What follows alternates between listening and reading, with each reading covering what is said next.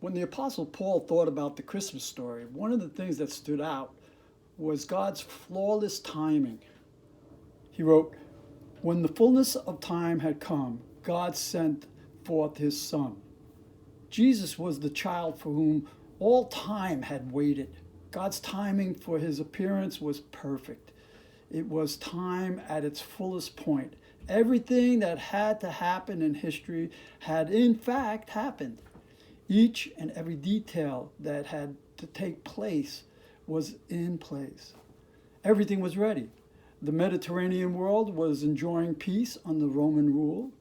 The Greek language was spoken everywhere. The Romans had built a network of roads connecting the whole empire, and the world was philosophically and religiously exhausted and starving. It was primed for the debut of the Son of God. Everything was ready for the world to receive good news of the gospel.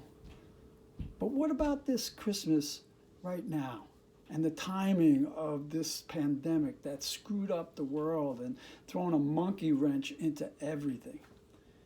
Is this a case of bad timing on God's part? Of course not. Although his ways are often strange and confusing to us, his timetable for everything is still spot on. His original Christmas plan is still on track. Even though God hasn't laid out all the details for us to know in advance, he nevertheless expects us to trust him, even though at times his plan is scary and it's hard. As the first Christmas proved, God's plans are flawless, their timing perfect, and in the end, triumphant.